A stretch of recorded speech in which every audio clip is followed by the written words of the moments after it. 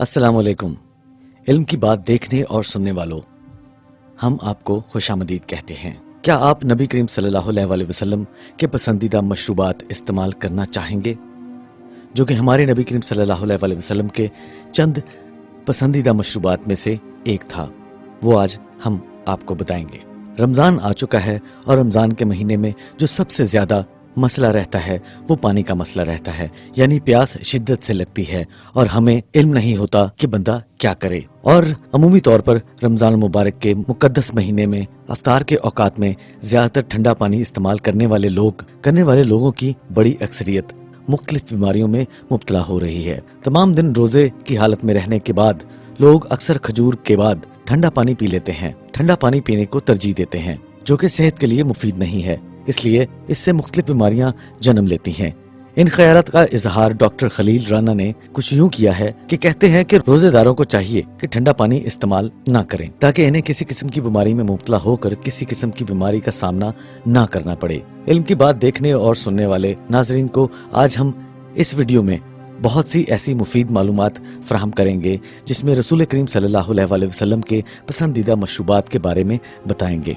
फिर रसूल करीम सल्लल्लाहु अलैहि वसल्लम की पसंदीदा खुराक, ग़िज़ाओं और उनके फ़वाइद के बारे में बात करेंगे। अल्लाह ताला ने इंसानों के लिए ज़मीन पर बेशुमार नेमतें अता की हैं, जिसमें बहुत सी ज़रूरतें ज़िंदगी की चीज़ें, जिसमें खुराक, पानी, पनाहगाह, खुदा के दिए गए कुदरती तोहफे शामिल हैं। रोज़ा दुनिया में हर इंसान के लिए ज़रूरी है। अल्लाह ताला के प्यारे हबीब हजरत मोहम्मद सल्लल्लाहु अलैहि वसल्लम की आदत मुबारक ये थी कि उनके सामने जिस किस्म का खाना आता था वो तनावुल फरमा लेते थे और ना किसी किस्म का स्पेशल खाने का एहतमाम करते थे।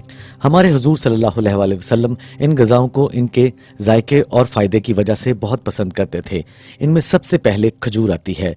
खजूर अहले अरब में अमूमन खुराक के तौर पर इस्तेमाल की जाती थी। हुजूर करीम सल्लल्लाहु अलैहि वसल्लम ने खजूर की बड़ी तारीफ फरमाई है। हुजूर करीम सल्लल्लाहु अलैहि वसल्लम को खजूर बहुत ज्यादा पसंद थी, इसका बहुत ज्यादा इस्तेमाल फरमाते थे। रसूल करीम सल्लल्लाहु अलैहि वसल्लम का इरशाद मुबारक है कि जो शख्स रोजाना सुबह के वक्त 7 अजवा खजूरें खा ले, उसे दिन भर किसी जहर या जादू से कोई नुकसान नहीं हो सकता। एक और जगह इरशाद फरमाया, अजवा जन्नत का फल है, इसमें जहर से बचाव की तफसीर है। रसूल करीम सल्लल्लाहु अलैहि वसल्लम ने खजूर को एक मगवी ग़िज़ा कहा है और फल में सबसे ज्यादा तवानाई बख्श फल करार दिया है। जिसमें इंसानी को जिस कदर हयातीन की जरूरत होती है, उस कदर खजूर में अज्जा मौजूद हैं। खजूर जिस्म को तवानाई फराहम करती है, खून को साफ करती है, सीना फेफड़ों को कुव्वत बख्शती है, इसलिए इससे बेहतर कोई और चीज नहीं है। हज़रत मोहम्मद सल्लल्लाहु अलैहि वसल्लम ने रोग़न ज़ैतून का भी बहुत फायदा बताया है और बहुत पसंद फरमाया है, और नबी करीम सल्लल्लाहु अलैहि वसल्लम ने रोटी और रोग़न ज़ैतून से को भी तनावल फरमाया है। कुरान मजीद में ज़ैतून का जिक्र आता है कि रसूल करीम सल्लल्लाहु अलैहि वसल्लम ने इरशाद फरमाया है कि ज़ैतून का तेल खाओ और मालिश में इस्तेमाल करो, इसलिए कि वो मुबारक दरख्त से पैदा होता है। जैतून के तेल की बात की जाए तो जैतून का तेल दुनिया का वो वाहिद तेल है जो चर्बी में तब्दील नहीं होता। ये इमराज कल्ब और मसाने के अमराज से बचने के लिए बेहतरीन और मुफीद चीज है। रोग़न ज़ैतून इस्तेमाल करने वाले अफराद दिल की बीमारियों से भी महफूज रहते हैं। जैतून जोड़ों और पट्ठों की बीमारियों और कोलेस्ट्रॉल को भी कंट्रोल करता है। गुर्दों के अमराज, मसाने, फालज समेत मुख्तलिफ अमराज से इंसान को महफूज रखने की गैर मामूली सलाहियत रखता है। इससे पहले कि दीगर मशरूबात और दीगर मामलात की जानिब जाया जाए, आपको इस मशरूब के बारे में बताते हैं, जो कि रसूल करीम सल्लल्लाहु अलैहि वसल्लम के पसंदीदा मशरूब में से है। इसको नबीज कहा जाता है, जो कि किशमिश और खजूर की मदद से तैयार किया जाता है। इसके हवाले से कई अहादीस भी मौजूद हैं। हजरत अबू दाऊद से मरवी है कि नबी करीम सल्लल्लाहु अलैहि वसल्लम के पास हजरत दाऊद रज़ी अल्लाह तआला अन्हु तशरीफ लाते हैं और फरमाते हैं, हम नबी करीम सल्लल्लाहु अलैहि वसल्लम के पास आए और उनसे पूछा कि अल्लाह के रसूल सल्लल्लाहु अलैहि वसल्लम, आप हमें बता दीजिए, क्या आप हमें जानते हैं? हमारा कहाँ से ताल्लुक है? हमारे पास अंगूर हैं, हमें इनका क्या करना चाहिए? अल्लाह ताला के रसूल नबी करीम सल्लल्लाहु अलैहि वसल्लम ने इरशाद फरमाया, इनकी किशमिश बना दो। और इसके बाद हमने पूछा कि हम इस किशमिश का क्या करें? उन्होंने जवाब दिया कि इन्हें सुबह भिगो के रख देना और शाम को पी लेना, और इसको शाम को भिगो देना और सुबह पी लेना। ज्यादा ताखीर मत करना, वरना वो सिरका में तब्दील हो जाएगा। ख़वातीन हज़रात, नबीज को बनाने का तरीका बहुत ही आसान है। 6 या 7 खजूरें اگر اجوا ہو تو بہتر ہیں، یا مٹھی بھر کشمش لے لیں۔ 6 یا 7 اونس پانی نماز عشاء کے بعد کشمش یا کھجوروں کو اس میں بھگو دیں۔ اس کو رات کے وقت کمرے کی درجہ حرارت میں صبح فجر تک بھگو دیں۔ اس کے بعد اس میں کھجور کو نکال دیں اور پانی پی لیں۔ اس مشروب کو چائے کا متبادل بھی استعمال کیا جا سکتا ہے، مگر اس پانی میں اجزاء کو 2 یا 3 دن بھگو کر نہ رکھیں، کیونکہ وہ سرکہ بن سکتا ہے۔ یہ سنت رسول صلی اللہ علیہ وآلہ وسلم ہے، تو اسے سحری کے وقت استعمال کیا جا سکتا ہے۔ اس مشروب کی خاصیت یہ ہے کہ لوگوں کے اندر تیزابیت کو ختم کرتا ہے اور نظام ہضم کو بہتر بناتا ہے، کیونکہ یہ فاسد مادوں کو جسم سے خارج کرتا ہے۔ اس طرح اس میں حل نہ ہونے والے فائبر کی مقدار زیادہ ہوتی ہے، جو کہ ہاضمے کو بہتر کرتا ہے، جو کہ مثانے، گلے، سینے اور دیگر اعضاء کے افعال کو بھی بہتر بناتا ہے۔ خواتین و حضرات، اور اب بات کرتے ہیں رسول کریم صلی اللہ علیہ وآلہ وسلم کی پسندیدہ چیزوں کی، جن میں سے دودھ بھی شامل ہے۔ دودھ رسول کریم صلی اللہ علیہ وآلہ وسلم کو بہت پسند اور پسندیدہ غذا تھی۔ نبی کریم صلی اللہ علیہ وآلہ وسلم کو دودھ بہت پسند تھا۔ آپ اکثر گائے اور بکری کا دودھ استعمال فرماتے۔ آپ صلی اللہ علیہ وآلہ وسلم کا ارشاد ہے کہ کوئی چیز نہیں جو طعام اور مشروب دونوں کا کام کر سکتی ہے سوائے دودھ کے۔ حضرت زہیب رضی اللہ تعالیٰ عنہ سے روایت ہے کہ آپ صلی اللہ علیہ وآلہ وسلم نے ارشاد فرمایا، تم لوگ گائے کے دودھ کو اپنے لیے لازم قرار دے دو، کیونکہ یہ صحت بخش ہے۔ حضرت انسان کے لیے یہ ایک مکمل غذا ہے، اس سے بہتر غذا شاید ہی کوئی ہو۔ دودھ میں جسم کے مطابق تمام اجزاء موجود ہیں، جس سے جسم صحت مند اور توانا رہ سکتا ہے اور اس کی نشو و نما میں مددگار ثابت ہوتا ہے۔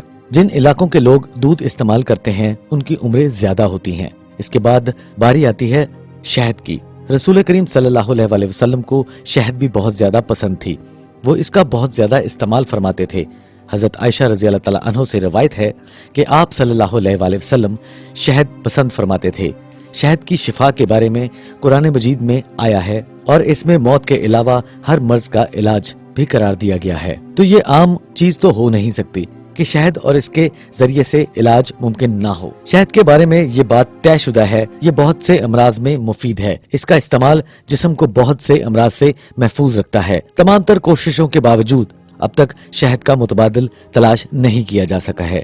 شہد کی خاصیت یہ ہے کہ اس کا جلد اثر کرنا اور قدرتی اینٹی بائیوٹک ہونا ہے۔ یہ حلق سے اترتے ہی خون میں شامل ہو جاتی ہے۔ نوزائیدہ بچے سے لے کر جان بلب مریض تک سب کے لیے یہ غذا بہتر ہے۔ خواتین و حضرات، اب بات کی جائے سبزیوں کی، تو نبی کریم صلی اللہ علیہ وآلہ وسلم کو سبزیوں میں کدو سب سے زیادہ پسند تھے۔ حضرت انس رضی اللہ تعالیٰ عنہ سے مروی ہے کہ آپ صلی اللہ علیہ وآلہ وسلم کو ایک دعوت میں جو کی روٹی اور کدو گوشت کا شورا پیش کیا گیا۔ میں نے حضور صلی اللہ علیہ وآلہ وسلم کو دیکھا کہ پیالے کے کنارے سے کدو تلاش فرما کر تناول فرما رہے تھے۔ میں نے اس روز کے بعد کدو کو پسند کرنا شروع کر دیا۔ کدو ایک سبزی ہے، ذائقے میں پرتاثیر اور زود ہضم ہے اور دماغی صلاحیتوں کو بڑھانے والا ہے۔ کدو امراض قلب، جگر، اعصاب کے لیے مفید سمجھا جاتا ہے۔ نبی کریم صلی اللہ علیہ وآلہ وسلم جو کی روٹی کو بھی بہت پسند فرماتے تھے۔ حضور صلی اللہ علیہ وآلہ وسلم نے اپنی ساری زندگی میں کبھی بھی میدے کی روٹی تناول نہیں فرمائی۔ حضرت ابو داؤد سے مروی ہے کہ آپ صلی اللہ علیہ وآلہ وسلم کی حدیث پاک ہے کہ آپ صلی اللہ علیہ وآلہ وسلم جو کی روٹی کا ٹکڑا لیا اور اس پر کھجور رکھی اور فرمایا یہ اس کا سالن ہے اور تناول فرما لیا۔ قدرت نے قدیم زمانے سے جو کا استعمال بطور علاج اور قوت بخش غذا کے لیے استعمال کیا جاتا رہا ہے۔ جو میں جسم میں توانائی پہنچانے والے بہت سارے اجزاء شامل ہیں۔ اس میں نشاستہ اور فاسفورس کی بہت مقدار شامل ہوتی ہے جو بلڈ پریشر کو کنٹرول کرنے میں فائدہ مند ثابت ہوتی ہے، حدت کو کم کرتا ہے، پیاس بجھاتا ہے، جوڑوں کے درد میں فائدہ پہنچاتا ہے کیونکہ زہریلے مادوں کو خارج کرتا ہے، اس لیے کیل مہاسے، چہرے کے دانے اور اس کے سلسلے میں بہت سی جلدی بیماریوں سے بھی فائدہ حاصل ہوتا ہے۔ یہ ہماری جسمانی صحت کے لیے بہت فائدہ مند ثابت ہوتا ہے اور ہمیں اسے روزمرہ کی زندگی میں شامل کرنا چاہیے اور صحت مند رہنا چاہیے۔ ہمارے پیارے نبی صلی اللہ علیہ وآلہ وسلم کو سرکہ بھی بہت پسند تھا۔ آپ صلی اللہ علیہ وآلہ وسلم نے نہ صرف سرکے کو تناول فرمایا بلکہ اس کی تعریف بھی فرمائی۔ حدیث شریف میں آتا ہے کہ نبی کریم صلی اللہ علیہ وآلہ وسلم نے ارشاد فرمایا کہ سرکہ بھی کیسا بہترین سالن ہے۔ حضرت ام آنی رضی اللہ تعالیٰ عنہا فرماتی ہیں کہ حضور صلی اللہ علیہ وآلہ وسلم میرے گھر تشریف لائے اور فرمایا کیا تیرے پاس کھانے کے لیے کچھ ہے؟ میں نے کہا سوکھی روٹی اور سرکے کے سوا کچھ بھی نہیں ہے۔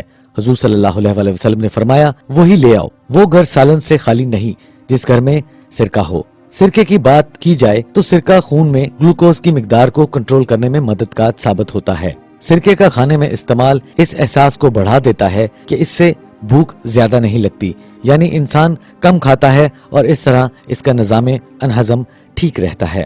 خواتین و حضرات، آپ علم کی بات سے یہ بہت مفید معلومات سماعت فرما رہے تھے۔ اگر آپ نے ابھی تک ہمارا چینل سبسکرائب نہیں کیا تو کر لیجئے اور بیل آئیکن کو بھی پریس کر دیں تاکہ ہماری ہر نئی آنے والی ویڈیو پر وقت آپ تک پہنچ سکے۔ خدا حافظ۔